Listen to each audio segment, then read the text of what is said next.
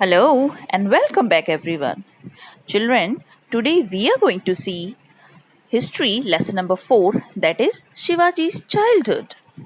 In our last lesson, we saw that Shahaji Raje left Adil Shahi and joined Nizam Shahi to save Nizam Shahi kingdom. Now, in this lesson, we'll see Shivaji's childhood and the struggle faced by Shahaji Raje. Those were very unsettled days. Shah Jahan from north had dispatched a big army to conquer the Deccan. And on other side, Pune, the principal town of Shahaji Raje's Jagir, was burnt to the ground by Adil Shah of Bijapur.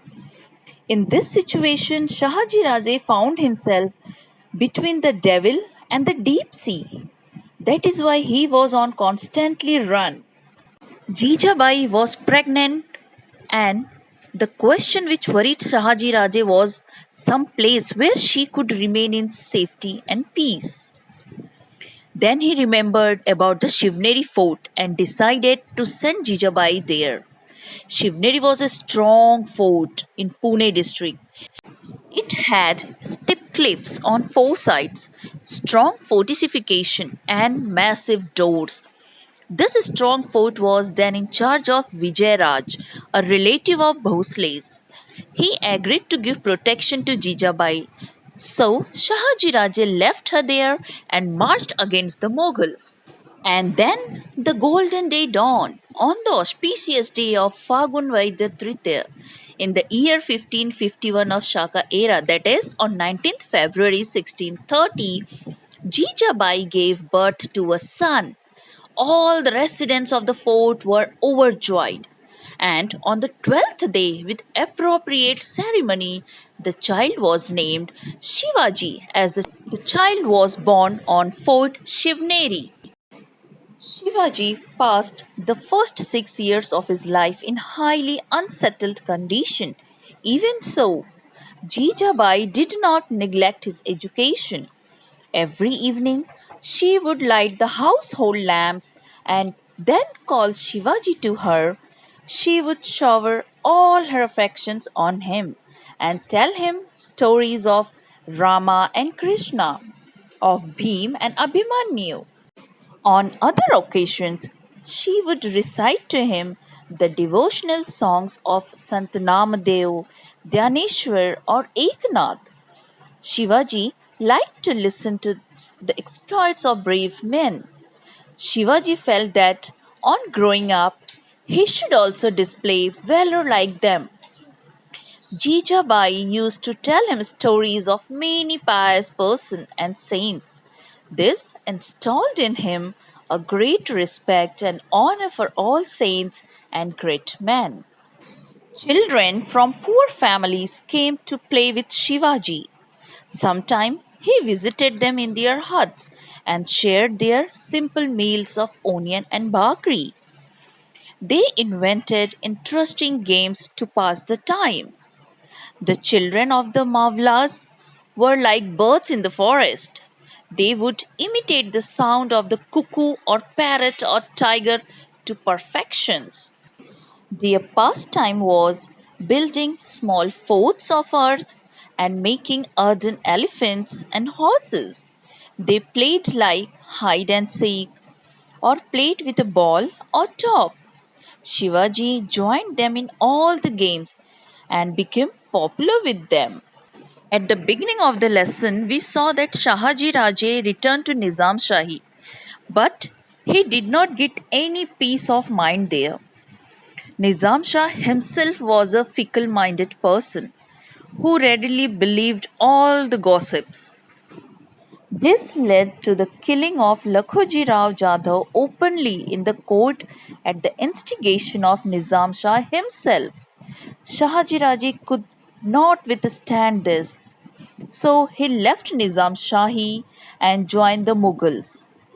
Shah Jahan, the Mughal emperor, made him a Sardar at his court.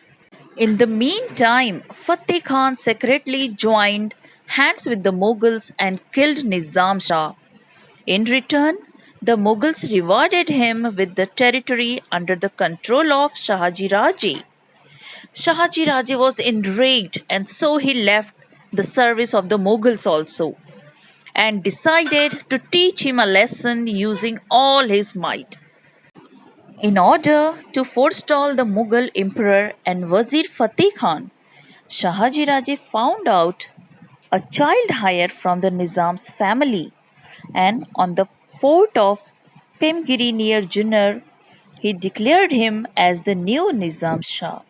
Thus, he established an altogether new kingdom, which included the territory between the rivers Godavari and Neera. Shahaji Raje fought vigorously to protect this new state.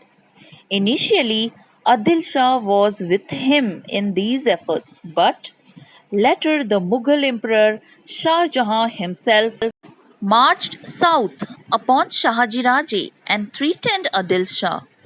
Adil Shah then signed a treaty of friendship with him against Shahaji Raje. Shahaji Raje now began to fight the joint forces of Mughals and Adil Shah using guerrilla tactics. But he could not sustain the war by all himself. In 1636, unwillingly, he signed a treaty of peace with Mughals. He could not create his own kingdom as the time were not favorable for him. But yes, his daring spirit kindled a confidence among the Maratha people. This proved useful for Shivaji in establishing Swaraj a few years later. After the downfall of the Nizam Shahi established by Shahaji Raje, its territory was divided by the Mughals and Adil Shah among themselves. Shahaji Raje's Jagir of Pune and Supe lay within Adil Shah's share. Now, Adil Shah gave this to Shahaji Raje on his behalf. Now, Shahaji Raje joined the Adil Shahi service. Adil Shah assigned to him the task of conquering the territories in distant Karnataka, far away from Pune. For some time after the departure of Shahaji Raje to Karnataka, Jijabai and Shivaji also joined him there. Shivaji's childhood in Maharashtra had been very hectic.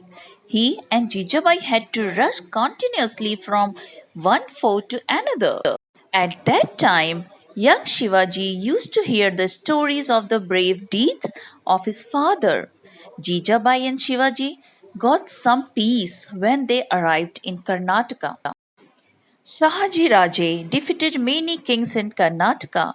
Adil Shah awarded him with the Zagir of Bangalore. Shahaji Raje then made the city of Bangalore his headquarter. He lived there with all the trapping of a king and began to summon the court. Now, in next lesson, we will see about the Shivaji's education. Till then, take care of yourself. Thank you, everyone.